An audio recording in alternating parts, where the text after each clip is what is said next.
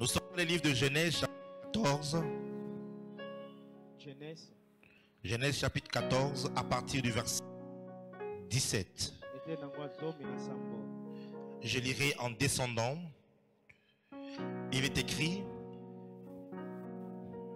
après qu'Abraham fut revenu vainqueur de Kedorlaomer et des rois qui étaient avec lui, le roi de Sodome sortit à sa rencontre dans la vallée de Chavé, qui est la vallée du roi. Melchisédek,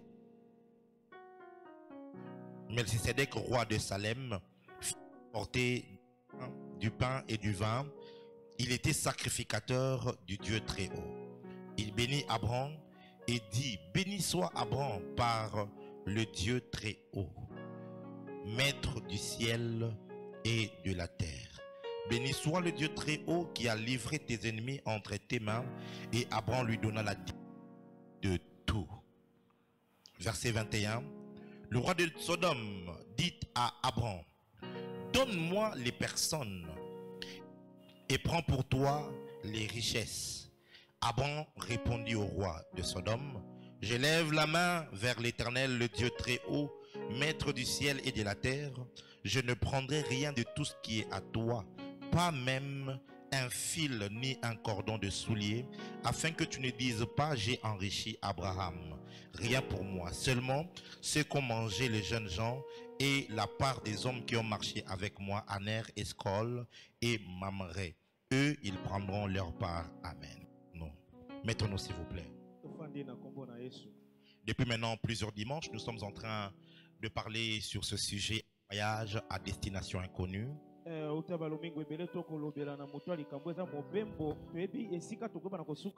sommes en train de scruter la vie d'Abraham, notre père la foi, l'homme qui a marché avec Dieu. Nous avons vu comment est-ce que sa marche était remplie de péripéties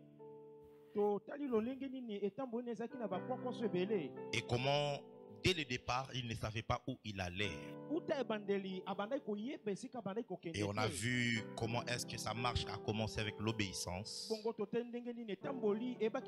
Nous avions parlé d'une grande promesse avec des réalités contraires.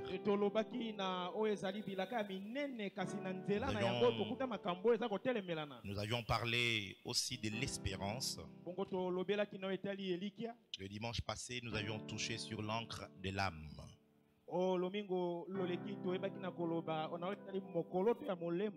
Et ce matin, j'ai à cœur de partager avec vous sur un sujet dans ce voyage destination inconnue que je l'ai intitulé les rencontres spirituelles. Je serai très bref à cause du programme que nous avons aujourd'hui.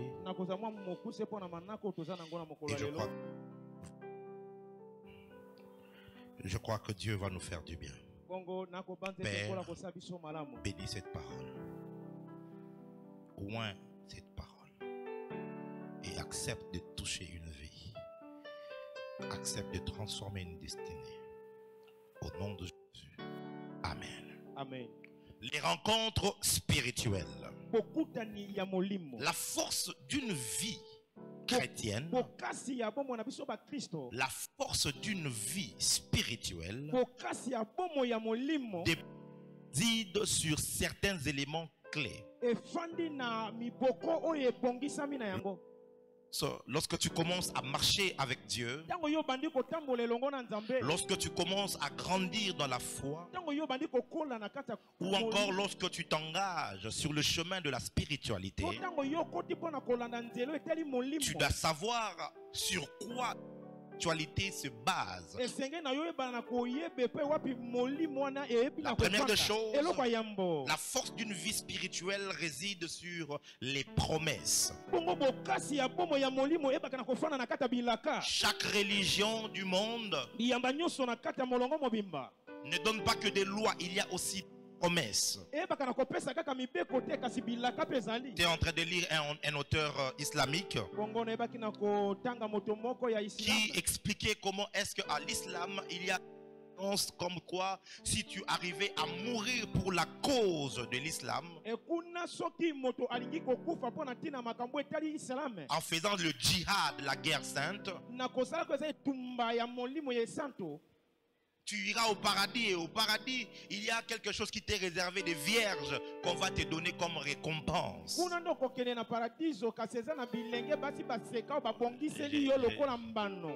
Je me suis dit ce jour-là, donc ces gens, ils vont se tuer juste pour avoir vu des femmes. Pour les chrétiens, c'est la promesse de la vie éternelle. Quand tu vas chez les bouddhistes, c'est la promesse d'atteindre le nirvana. Quand tu vas chez les Illuminati, c'est la promesse d'atteindre l'illumination. Toute spiritualité se base d'une certaine promesse. Et lorsque Abraham a commencé à marcher avec Dieu, Dieu lui a fait une promesse.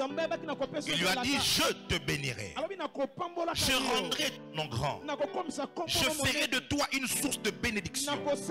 Toutes les nations de la terre seront bénies par toi. Wow. C'est extraordinaire. Promesse, Abraham s'est engagé sur une marche spirituelle. Deuxième force d'une vie spirituelle réside dans les alliances. Qualité de tes alliances vont déterminer qualité de vie spirituelle que tu mèneras. Écoutez-moi, ici ce sont des lois spirituelles universelles. Tu ne peux pas réussir ta vie sans alliance. Tu ne peux pas prétendre monter spirituellement si tu n'as pas quelconque. Personne ne réussit gratuitement. Ça, c'est de la folie de le croire. Et quand j'ai discuté avec un professeur d'université, il est professeur à Oxford University en Angleterre. Et on parlait en anglais, vous savez, il m'impressionnait un tout petit peu, il m'intimidait. Ça fait 10 ans en arrière, donc j'étais un peu plus jeune. Et un peu plus mince que celui-ci. J'étais toujours beau, mais plus mince. Hey, no, you don't need God, you just need this, Je l'écoutais.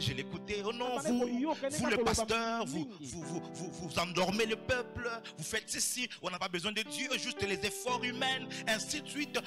De rien, je l'ai regardé. Et pendant que je l'ai regardé, mes yeux se sont ouverts. Quand je l'ai regardé, je lui ai dit: toi qui as 3 doctorats, qu'est-ce que tu fais dans la Rose-Croix? Si seule ton intelligence suffisait, pourquoi tu es allé à la Rose-Croix et tu l'as mélangé avec la sorcellerie que de chez vous là-bas, hein, au Bas-Congo, dans telle ville, dans tel village, près de Maïndombe et de ceci. Le médecin commence à trembler comme ça. Comment tu fais? Comment tu fais? Qui t'a dit? C'est vous qui trompez les gens parce que vous leur dites que vous n'avez pas besoin de Dieu, mais vous avez des alliances qui vous font réussir. Bien aimé dans le Seigneur, pour réussir dans cette vie, oui, il y a la loi des efforts. Oui, il faut étudier et travailler. Au-delà de cela, il faut avoir des alliances fortes. Personne ne va monter sur cette terre comme cela. Nous sommes ici en Afrique et vous saurez, province dans nos villages, pour nous par exemple qui sommes du Congo central, on a ce qu'on appelle le Kodia.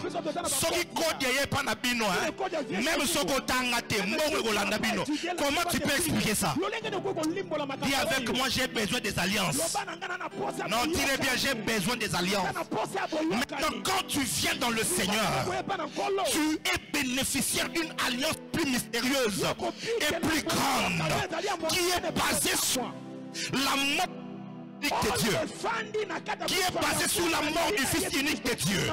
Il a donné de son sang, il a donné de pour que toi, tu puisses réussir dans cette vie. Je suis en train de dire à quelqu'un, toi qui crois en Jésus, si tu échoues, c'est ta propre faute. Parce que l'alliance nécessaire pour ta réussite est déjà pourvue. Non, si tu le crois, dis merci Jésus. Il y a quelques années en arrière, lorsque la vie était encore tout sombre et que les choses étaient compliquées pour moi, il m'arrivait très souvent de me tenir devant une glace, un miroir, et je me regardais et je disais, un homme comme moi, c'est impossible que j'échoue. Il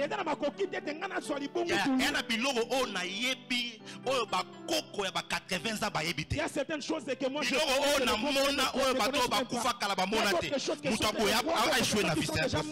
ils n'ont jamais vu cela. Tu échoues dans ta vie parce que tu ne sais pas dans quelle alliance tu te retrouves. Lorsque tu t'imagines que chaque premier dimanche du mois, tu prends un verre et tu dis que je bois le sang et je mange la chair. Non, tu n'es pas normal. J'ai dit tu n'es pas normal. Il y a une alliance, l'alliance de Golgotha, qui te garantit la vie éternelle, mais qui te garantit aussi la vie sur la terre. Je suis en train de dire à quelqu'un, tu réussiras à cause de la croix de Golgotha. Tu monteras à cause de Jésus-Christ. Si les autres ont besoin de sacrifier leurs enfants, ont besoin de sacrifier leur capacité de leur fertilité, ont besoin de sacrifier leurs neveux et nièces, toi, Dieu a sacrifié son propre fils pour que toi tu réussisses, pour que toi tu réussisses la vie. Frappe-toi la poitrine, dis je réussirai. J'ai pas l'intention de beaucoup prêcher aujourd'hui, je continue. Il y a les promesses des alliances. Troisièmement, il y a les sacrifices. Il y a les sacrifices. Comme je l'ai dit, ce sont des principes universels. Dans le monde des ténèbres, on les utilise. Et même chez Dieu, ne pense pas qu'on ne va pas les utiliser. Il n'y a aucune réussite sans sacrifice. Si tu n'es pas capable de faire des grands sacrifices dans la vie, tu ne réussiras pas à grand chose. La vie n'est pas facile. On ne servira pas la réussite sur un plateau d'argent. Il te faudra payer un prix.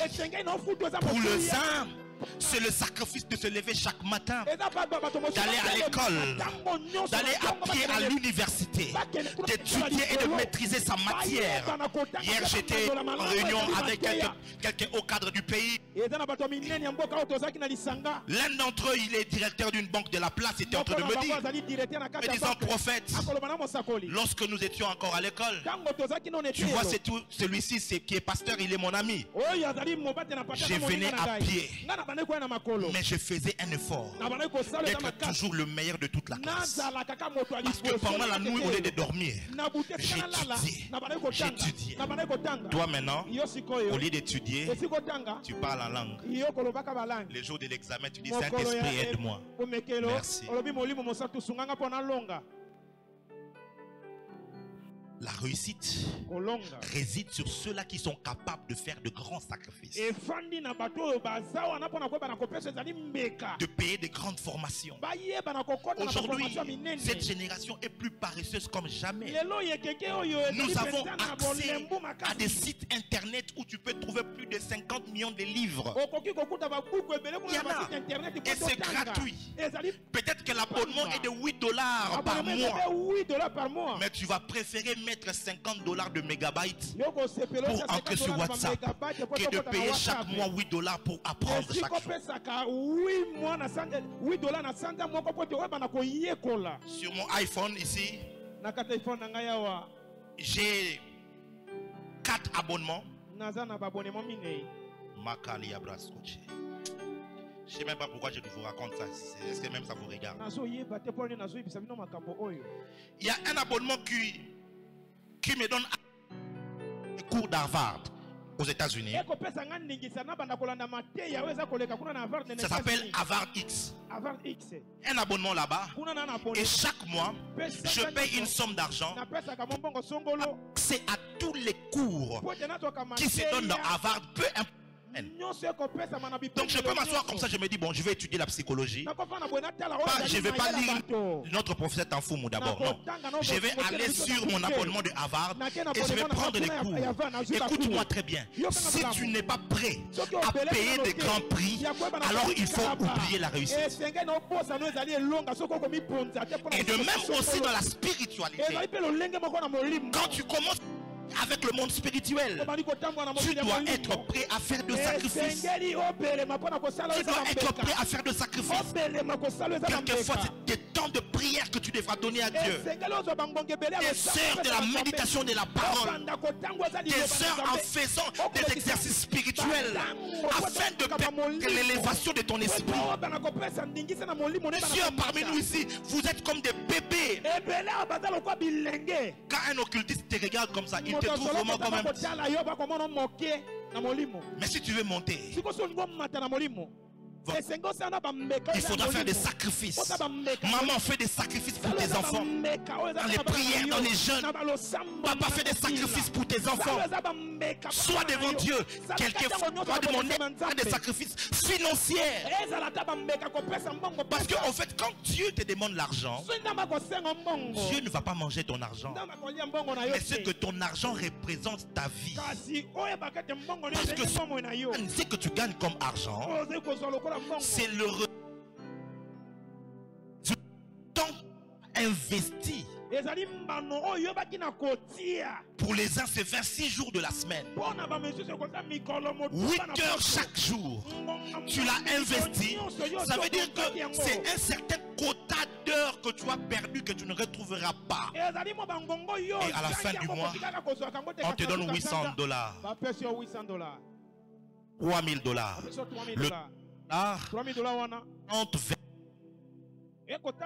Le représente 26 jours de travail, 26 moments de ta vie que tu ne retrouveras pas. Donc ces $800 représentent ta vie.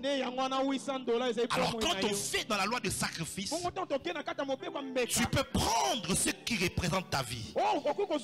Tu l'amènes devant un homme spirituel. Et ce que tu représentes te représente aussi. Dis avec moi, je dois devenir un homme de sacrifice. Le Congolais est rapide à crier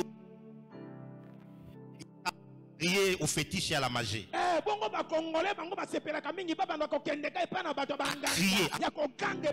non, c'est le fétiche. C'est la magie. Mais ils ne se rendent pas compte toujours. Combien ça prend pour qu'un homme se construise spirituellement. Et au-delà des sacrifices, il y a aussi les rencontres spirituelles. Les rencontres spirituelles. Une vie spirituelle ne peut pas monter sans avoir des rencontres spirituelles. Lorsque nous parlons des rencontres spirituelles, c'est rencontrer premièrement des hommes qui spirituellement sont très élevés. Deuxièmement, c'est rencontrer des êtres spirituels qui ne font pas partie de ce monde. Troisièmement, c'est de rencontrer les anges qui résident autour du trône du Seigneur. Et quatrièmement, quand nous parlons des rencontres spirituelles, c'est de rencontrer l'Éternel lui-même. C'est ici maintenant que nous parlons d'Abraham. Abraham est un homme qui avait, je dirais, un cocktail des rencontres spirituelles. C'était un homme dont la vie était une succession de rencontres spirituelles.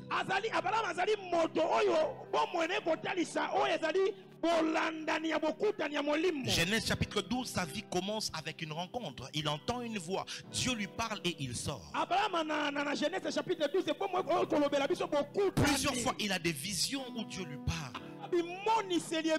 Et parmi les rencontres spirituelles qu'il fait,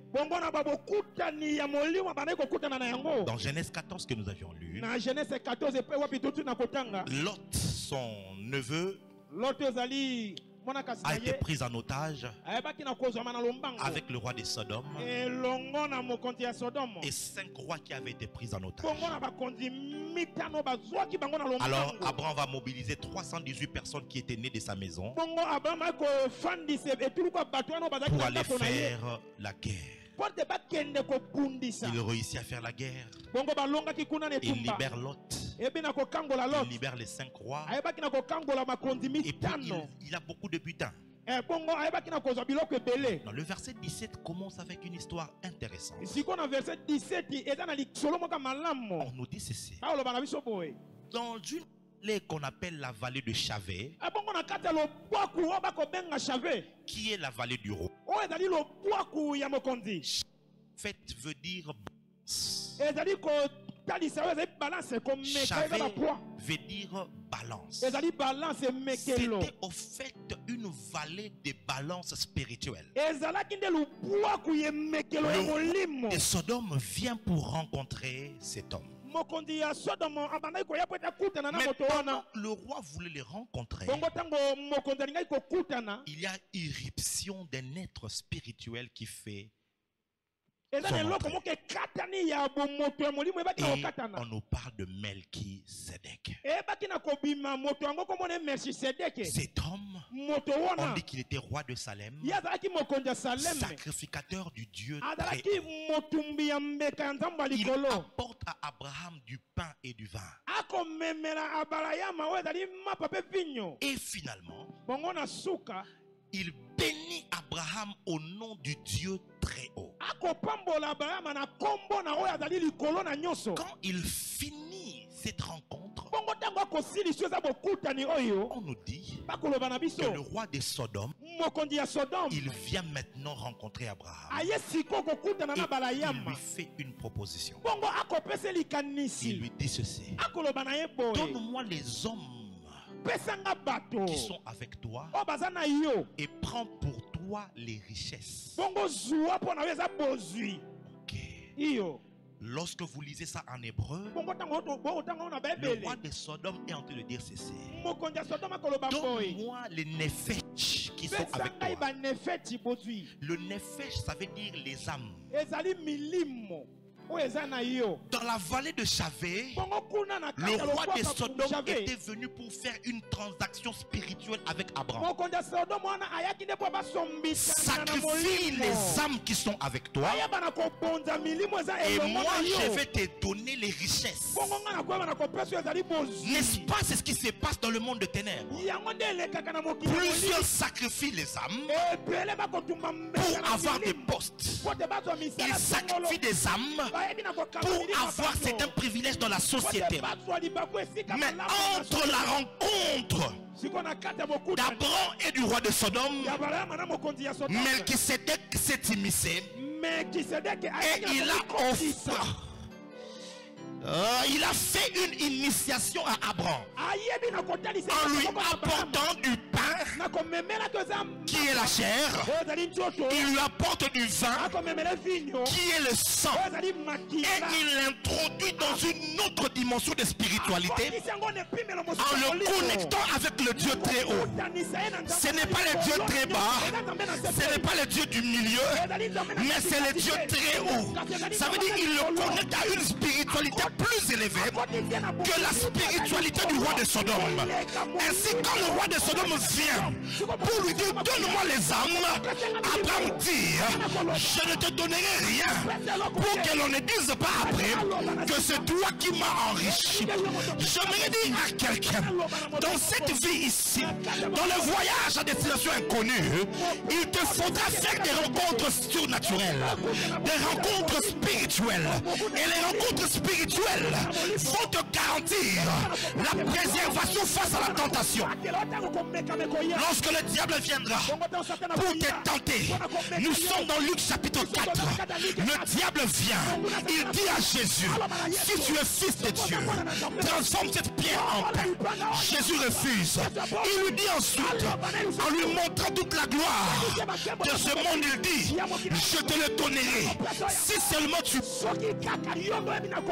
seulement tu m'adores. Mes frères et sœurs, étant qu'un homme spirituel, je peux vous dire que ce monde ici est contrôlé par le monde des ténèbres.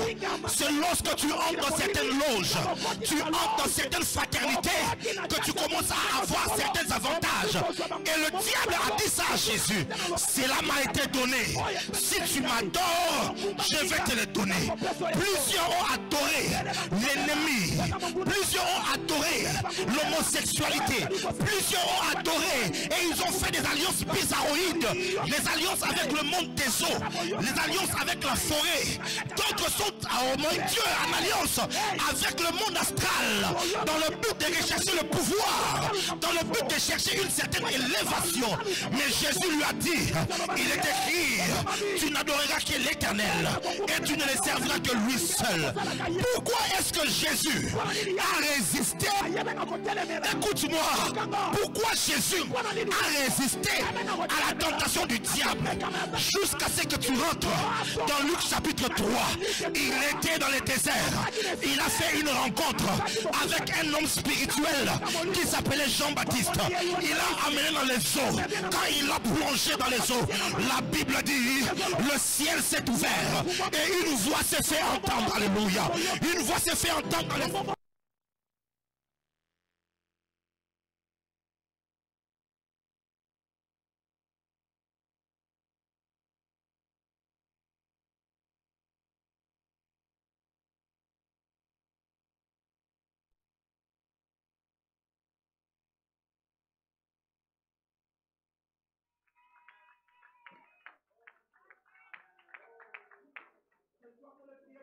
Nazo bondela pona yo.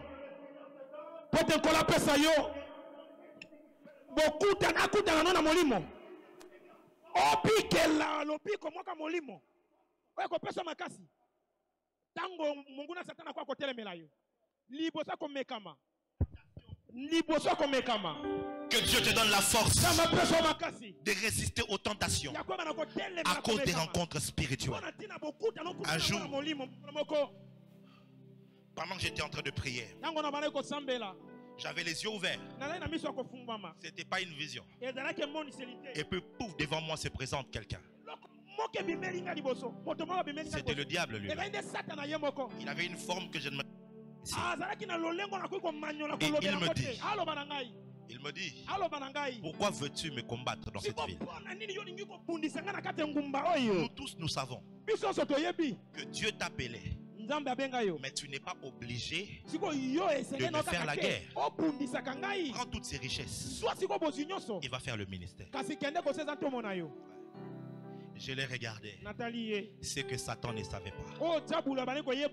C'est que 2 semaines avant, alors que j'étais dans ma chambre, je regardais vers le ciel. Mes yeux se sont ouverts. J'avais vu celui qui est assis sur le trône. Il avait une couronne entre ses mains. Et il m'a dit, si tu persévères jusqu'à la fin, cette couronne t'appartiendra.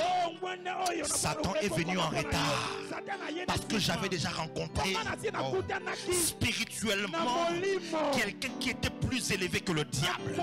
Je suis en train de prier pour toi, que ta vie spirituelle soit parsemée des rencontres spirituelles afin d'être préservé devant les tentations.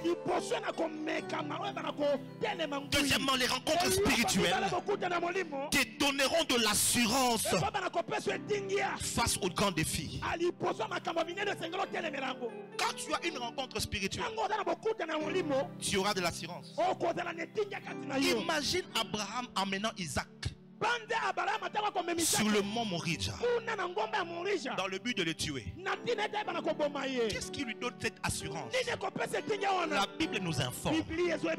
Il croyait en lui-même que l'Éternel est puissant et qu'il est capable de ressusciter les morts. Mais qu'est-ce qui lui avait donné cette force de croire que même si je tue Isaac, l'Éternel est capable de me le ramener? C'est parce que il avait vu son corps être usé, le corps de sa femme être usé, doublement ménopausé. Et la rencontre qu'il a fait avec Dieu sur le chêne de Mamré, 3 personnes se sont présentées physiquement. Il y avait 2 anges au milieu de la Bible dit c'était l'Éternel. Et il a mangé avec lui. Oh my God. Ils ont mangé, il a lavé leurs pieds. Donc Abraham est la première personne à avoir lavé les pieds de Dieu. Et la deuxième, c'était cette femme-là qui a lavé avec ses cheveux. Imagine, Abraham a lavé les pieds. Et on lui a dit, l'année prochaine, à la même période, je reviendrai. Ta femme sera enceinte. Elle donnera plutôt un enfant.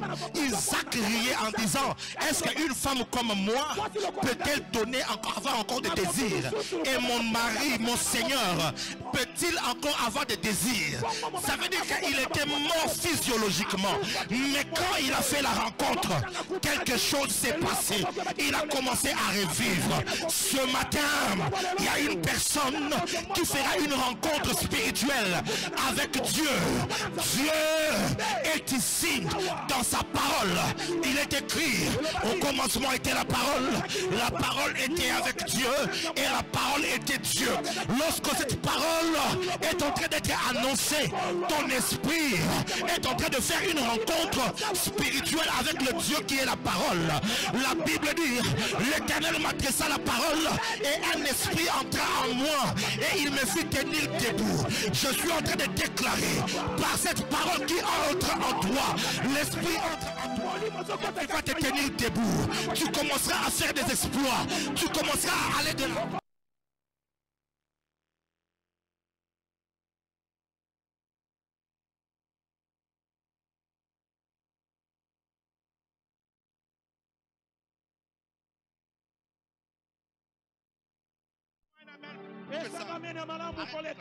Hey. Troisièmement, les rencontres spirituelles te donneront un héritage à léguer aux générations futures. Les rencontres spirituelles te donneront un héritage à léguer aux générations futures. Genèse chapitre 28. Jacob est en train de fuir. Il fuit son frère. Il arrive dans une ville qu'on appelle Haï. Il est fatigué, il fait tard. Il décide de prendre une pierre et d'en faire son chevet afin de dormir. Pendant qu'il dormait, il vit une échelle. Et il vit les anges monter et descendre. Bizarre.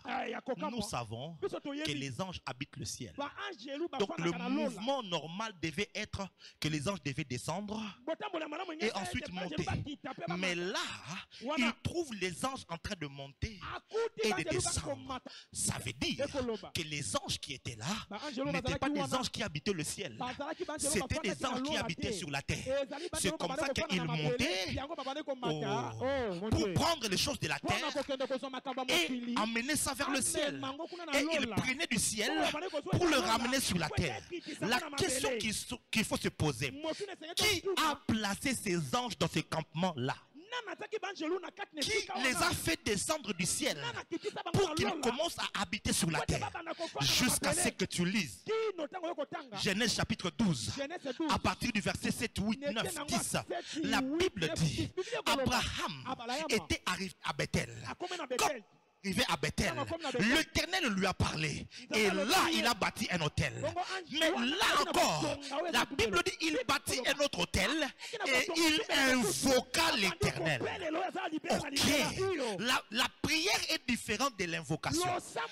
Toute invocation est une prière, mais toute prière n'est pas une invocation. Une invocation, c'est un appel à une entité afin qu'elle descende sur la terre. C'est comme ça qu'il a dressé un hôtel. Pourquoi? Parce que chaque divinité a un code par lequel tu peux l'appeler. Si tu ne connais pas le code, tu divinité. Pour nous qui sommes dans la foi, voici notre code. Celui qui invoquera le nom du Seigneur sera sauvé. Et nous avons la révélation du nom du Seigneur. Notre code d'appeler Dieu, c'est le nom de Jésus-Christ. Lorsque tu es dans ta maison et que tu dis Father in the name of Jesus, quand tu dis Père, au nom de Jésus-Christ, la connexion établie. Le ciel s'est dit qui vient d'appeler. My God, Abraham, dans Genèse chapitre 12, il a invoqué Dieu. Oh, Dieu est un roi. Le roi ne se déplace jamais seul. Il est venu avec sa corde, avec ses anges. Et là, l'Éternel a commencé à habiter. Les anges ont fait un campement. Abraham est parti. Abraham est mort. Isaac a eu ses deux enfants. Finalement, Jacob est en train de fouiller. Et pendant qu'il fouillait, il arrive au même endroit. Quand seulement il pose sa tête. Écoutez, Dieu vient lui parler. Il dit, je suis le Dieu de ton père Abraham. Non, Dieu, tu viens de faire une grosse erreur. Soit Dieu est devenu amnésique, ou alors il y a une intelligence spirituelle apposée. Dieu devrait lui dire, je suis le Dieu de ton grand-père Abraham. Parce que Jacob est le fils d'Isaac. Et c'est Isaac, fils d'Abraham. Mais Dieu lui dit, je suis ton père Abraham. Pourquoi il lui dit je suis le Dieu de ton père? Parce que c'était une question d'autel. L'autel qui était là, son initiateur, ce n'était pas Isaac. L'autel qui était là, l'initiateur, c'était Abraham. Quand Jacob est venu, le sang a crié et Dieu est venu voir qui a activé l'autel. C'était l'héritage que Abraham avait légué. Bien-aimé dans le Seigneur, on peut se moquer de toi aujourd'hui parce que tu es le Seigneur, parce que tu pries, parce que tu jeûnes, parce que tu crains Dieu. J'aimerais te dire, il y a un héritage à léguer. Au-delà de l'héritage matériel, il y a un héritage spirituel qu'il faut léguer. Lorsque David arriva à la fin de sa vie, il appela Salomon et il lui dit, et toi Salomon mon fils, connais le Dieu de ton père. Parce que David, avec les rencontres spirituelles qu'il avait, pouvait léguer un héritage. Ne peut léguer un héritage spirituel qu'une personne qui a fait des rencontres. Je suis en train de dire à quelqu'un, continue à chercher Dieu. Ne te lasse pas. Même si toi tu n'en bénéficies pas directement, tes enfants vont en bénéficier. Tes petits-enfants vont en bénéficier. Je suis en train de dire ta descendance va en bénéficier. De la même manière que ceux qui ont servi le diable. Regardez très bien, nous sommes tous ici à Kinshasa. À la période du Mobutisme, on a connu des familles qui étaient très puissantes. Quand tu vas à Lupen, quand tu vas vers Pigeon, va voir combien de parcelles sont morcelées. Jadis, c'était de grandes parcelles qui n'appartenaient qu'à une seule famille. Mais quand papa est mort, les esprits sont venus et ils ont commencé à faire du mal. Les enfants sont dans la drogue, les autres sont dans la prostitution, les autres n'ont pas étudié. La vie est détruite et l'héritage a été bafoué. Mais la Bible dit, j'étais jeune et j'ai vieilli. Je n'ai point vu un juste abandonné, ni sa postérité mendiant son pain. Oui, il ne prête pas Par contre, celui qui prête et sa postérité est béni. Nous sommes plus heureux de connaître le Seigneur Jésus-Christ. J'ai simplement un seul regret dans le seul regret que j'ai dans ma vie, c'est d'avoir rencontré Jésus à 12 ans. Je me dis toujours, si je savais, j'aurais pu donner ma vie à 6 ans ou même à 5 ans pour gagner 7 ans en avance. Parce que c'est un bonheur de connaître le Seigneur. Mes frères et sœurs, mon père n'est pas politique. Mon père n'est pas un grand homme d'affaires. Mon père est un pasteur. On n'a pas grandi dans l'opulence. Mais aujourd'hui, j'ai 35 ans. Les choses que j'ai, mon père à son âge ne les avait pas. Les choses que j'ai sur cette terre des hommes, mon père ne les a pas encore accomplies. Avant que je n'aie 30 ans, j'étais en train de manger avec des présidents de plusieurs nations. Aujourd'hui, j'ai des fils spirituels qui sont ministres dans plusieurs pays et même dans ce pays. J'ai des fils spirituels qui me consultent la nuit comme le jour, qui se mettent à genoux pour recevoir mes orientations spirituelles, pour recevoir quelques transferts de lumière, parce qu'ils savent que ce jeune homme, il est peut-être jeune en âge, mais spirituellement, c'est un vieillard. J'aimerais te dire, la Nzambe, il y a un héritage à gagner. Aujourd'hui, nous sommes nés, nous étions pauvres, mais mon enfant qui va naître n'est pas dans la pauvreté. Il naîtra dans l'avance. Et je vous avance.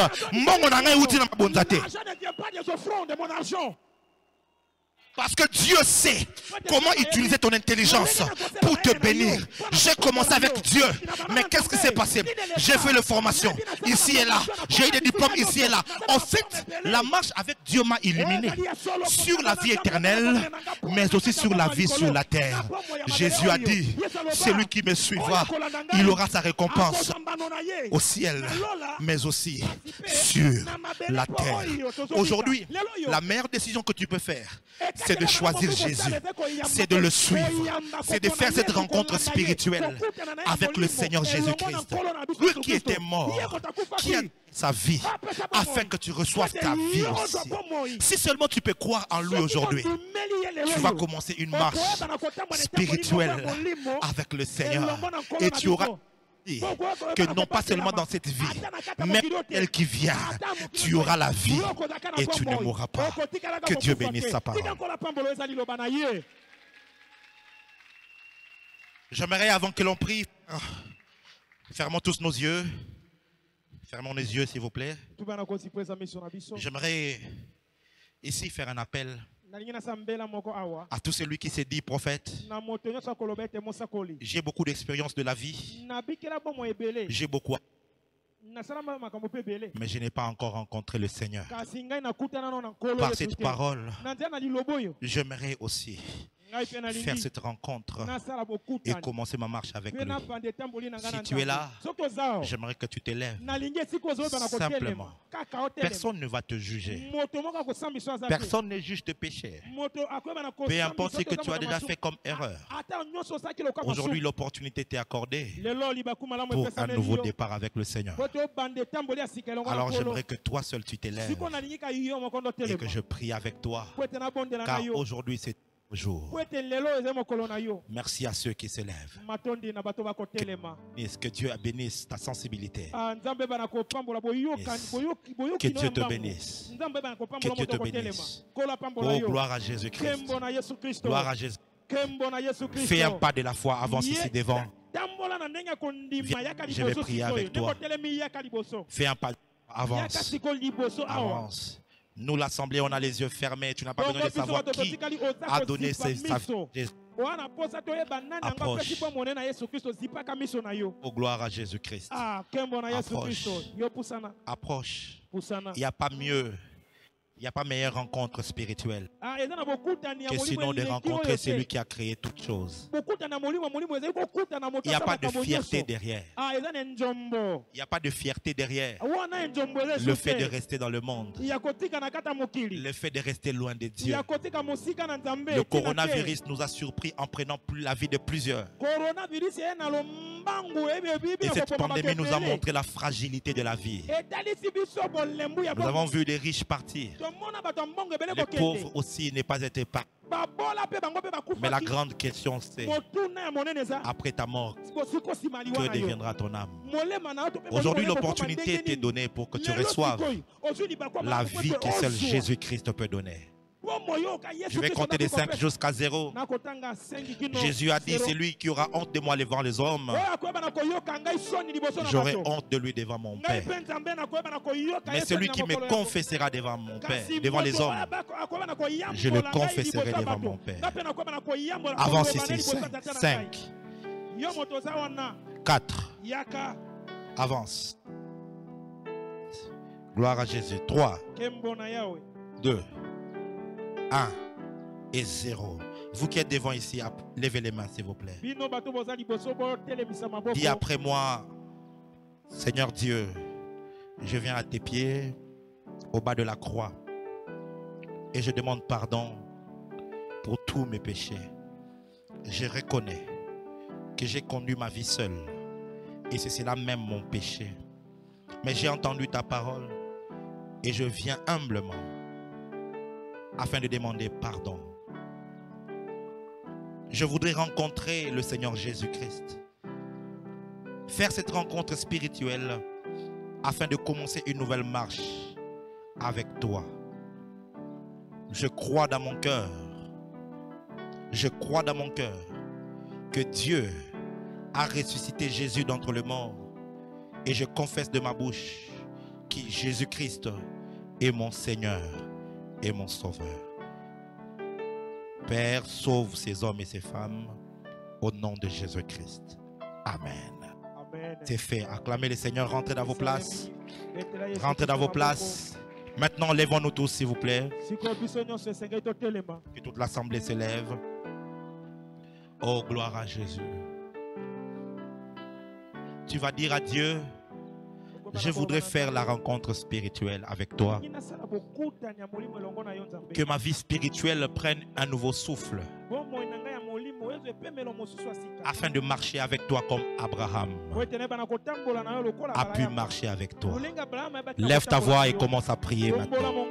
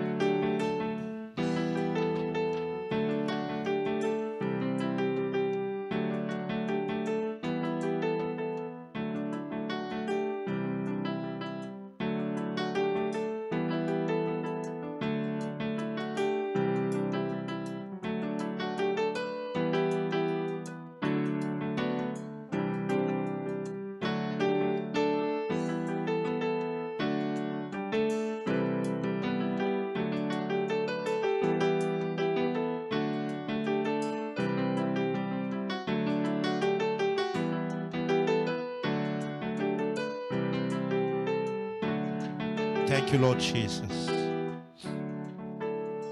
Père, je prie pour cette parole. Tu as dit que mes paroles sont esprit et vie.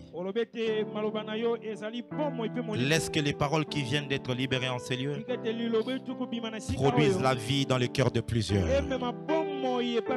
Au nom de Jésus-Christ, je prophétise qu'à cause de cette parole, plusieurs feront de grandes rencontres spirituelles avec des hommes spirituels, avec des esprits qui sont avec toi, des esprits célestes, avec les anges et même avec toi-même. Qu'il en soit ainsi pour tout un chacun et que ces rencontres spirituelles deviennent une base solide de leur spiritualité. Je te bénis au nom de Jésus. Amen. Acclame très fort le Seigneur.